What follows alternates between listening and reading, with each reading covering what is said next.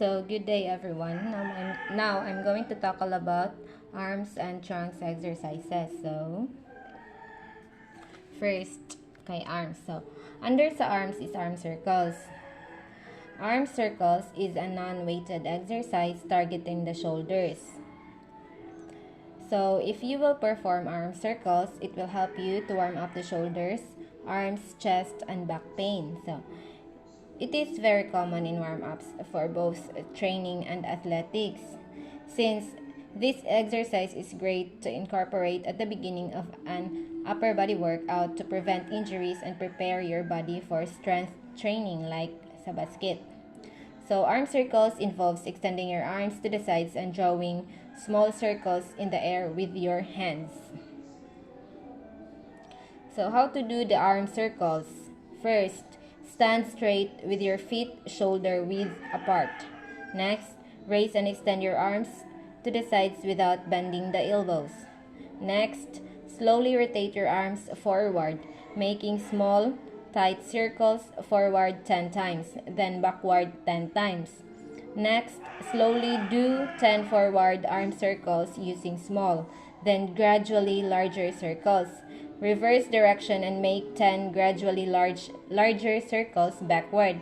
And lastly, repeat total sequence 3 times. And this is how you are going to perform the arm circles.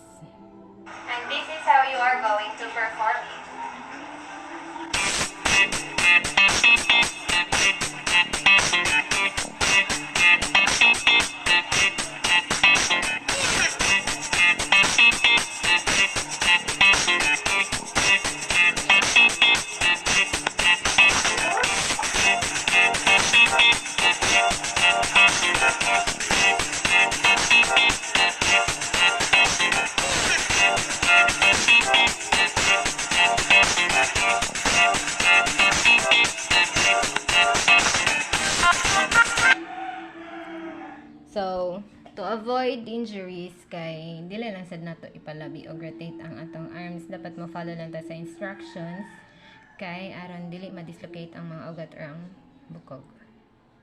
Sige, next. Next is trunks. Trunks is an exercise that stretches your back, spine, and upper torso muscles. So, under sa trunks kay first, side bend. So, side bends is a basic standing pose that stretches the spines, obliques, and promotes better postures. So, side bends are where you stand up straight and bend sideways down for a certain distance and then back up again. So, ang kaning side bends kay pwede ni siya buhaton in two versions. Ang first kay body weight, which is wala siya dalon, and then ang next kay ang kuana with the resistance training, which is magdala ka og dumbbell or dumbbell side bends. And then ang kaning side bends kay maka-strengthen sad sa legs. So how to do the side bends? First, stand up straight with your feet shoulder width apart. You can hold your arms next to your sides or stretch them horizontally depending on how difficult you want side bends to be. Second, slowly tilt your upper body sideways as far as comfortable. Keep your neck in line with your upper body. And lastly, raise your upper body back into starting position and repeat the movement on the other side. So, in performing the side bends, you have to keep your movement slow and controlled to make your obliques really work hard and avoid tilting your body too far. And try to avoid bending your neck too. This is how you are going to perform the side bends. I was there when needed someone who wasn't getting over you. When I move to the side, when I move out your mind, and I know what you're feeling. I'ma take it for a ride, let me take it off your mind, cause you know it's a season. And I move, and I move, and I move when I ride, and I move, and I move, and I move when I ride, and I move.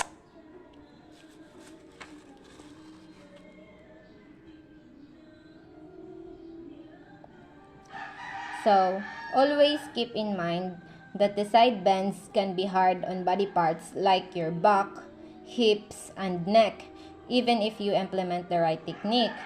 So if you are too weak, then better if buhat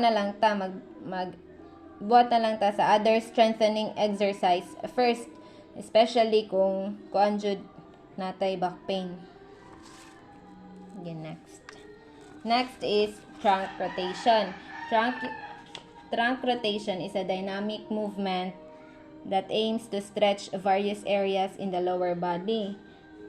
Then it is a very popular rehabilitative exercise to reduce low back pain. So, one of the most common problem nga gi-face sa mga athletes and non-athletes like us kay ang having low back pain. So, through trunk rotation, ma-improve nato ang atong trunk mobility and will be able to learn on how to control the motion of our trunks. In other words, trunk rotation exercises can help us improve strength, function, and mobility of the trunk muscles. So how to do the trunk rotation? First, starting in a balanced stance, extend both arms horizontally to the left. Next, rotate your trunk, hips, and arms first to the right, then to the left. This counts as 1 repetition. Repeat 3 times. Next, do 3 repetitions rotating your arms and trunk in opposition to your hips. So this is how you are going to perform the rotation trunk. I was there when needed someone who wasn't getting over you. When I move to the side, when I move, are you mine? And I know what you're feeling.